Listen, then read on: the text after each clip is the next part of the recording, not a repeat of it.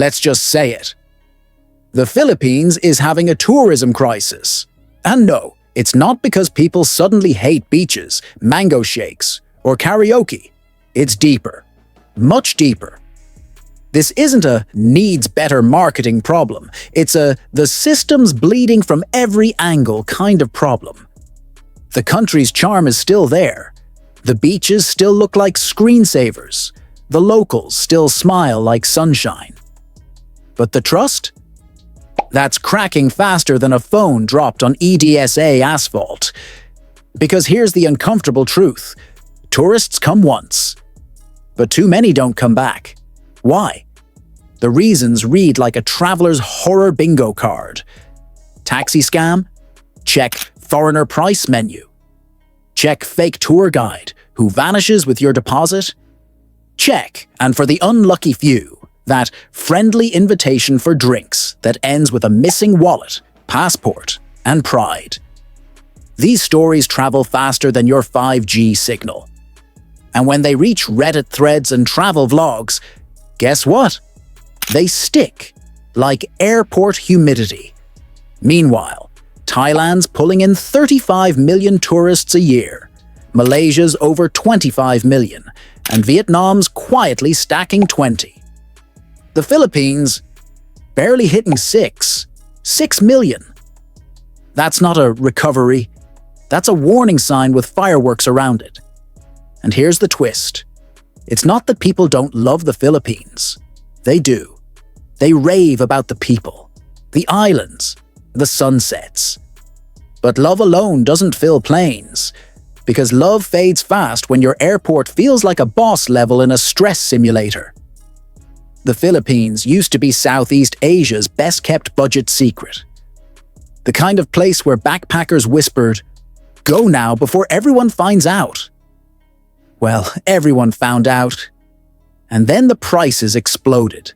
Domestic flights, often double what you'd pay in Vietnam. A quick Manila to Palawan hop costs as much as flying from Bangkok to Singapore. Hotels? A mid-range room in Cebu can cost more than a 4-star in Bangkok, with half the amenities and twice the traffic.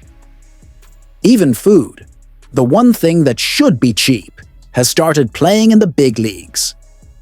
In Hanoi, a steaming bowl of pho is $1.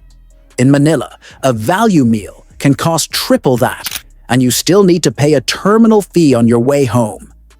Hidden fees, ferry charges, random foreigner surcharges. It's death by 1,000 receipts, but if you think the price tag hurts, wait till you try to get anywhere. Because the next problem isn't what you pay, it's what you survive. The Philippines has paradise written all over it. Turquoise water, limestone cliffs, palm trees doing the slow-mo sway. But you've got to actually reach those spots, and that's where the fun begins. Manila traffic is a mythological creature. Part chaos, part endurance test. NAIA Airport.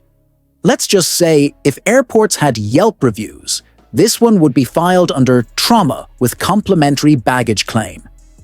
Cebu's terminal is the lone exception. Sleek, modern, efficient. Like the one student in class actually doing their homework. Everywhere else, expect delayed flights, cancelled ferries, and roads that feel like obstacle courses designed by Satan's civil engineer cousin. Meanwhile, Bangkok's Suvarnabhumi and Kuala Lumpur's International are practically tourist amusement parks by comparison. Air-conditioned, organized, and surprisingly calm. And don't even try walking in most cities.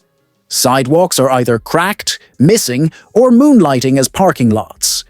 Tourists end up glued to grab cars like hostages of convenience. But money and mobility are only half the nightmare. Because the real killer of tourism isn't inconvenience. It's insecurity. Let's be clear. The Philippines isn't a war zone.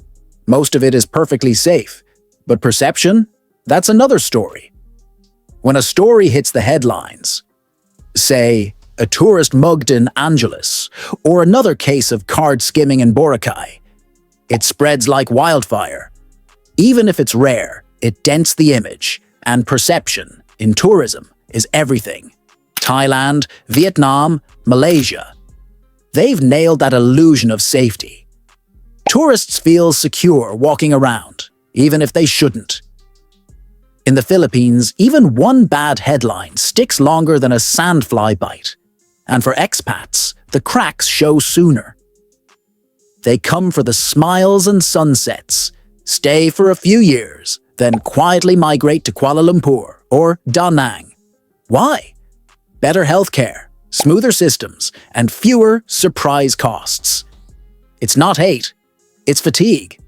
Living here can feel like loving someone who never texts back. Beautiful, exciting, but exhausting. Yet for all its chaos, scams, and sticker shock, there's still something about the Philippines that refuses to fade. And that's where we pick up next. Because what keeps people coming back might just be the same thing that's holding it back. And here's the paradox.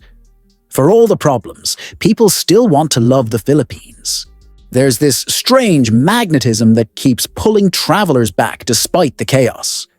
It's the smiles, the laughter that bubbles out even when things don't work, the jeepneys painted like mobile art galleries, and that feeling that somehow, even when everything's late, broken, or confusing, it's still alive. It's messy, but it's real. But charm alone can't pay the bills. Not when your neighbors are upgrading airports while yours still looks stuck in the 90s. Not when the tourism board keeps changing slogans instead of fixing systems.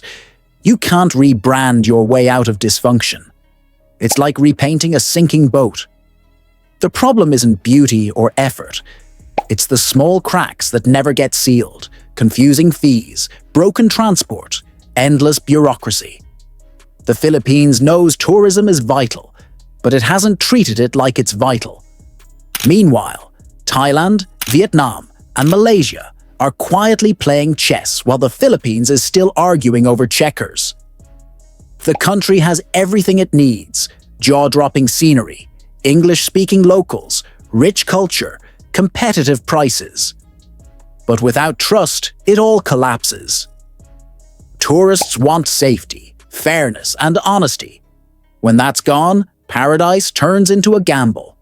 Even long-term expats, once its biggest fans, are quietly leaving for Kuala Lumpur or Da Nang, saying the same thing.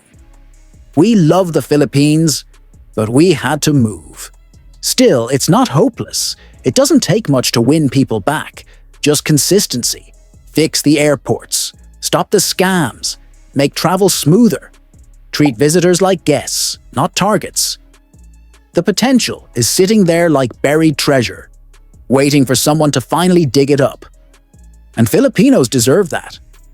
The same people who will help a stranger, share their food, and smile through every storm. They're the country's biggest asset. Here's the reality. While 2025 brings record recovery, the Philippines is still far behind. Vietnam's dropping visa barriers, Thailand's upgrading infrastructure, Malaysia's making travel seamless. Every delay means another tourist lost to a cheaper, cleaner, easier destination. But it's not over. The Philippines has everything to rise again. It just needs fewer slogans and more solutions.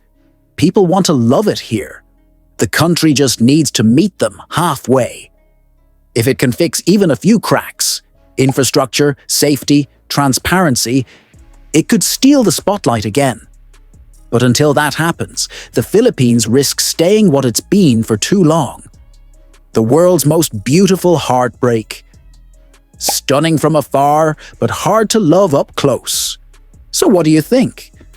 Will the Philippines finally fix what's broken? Or keep letting paradise slip away? Drop your thoughts below. Hit like, and let's keep this conversation alive. Because this country deserves better than excuses.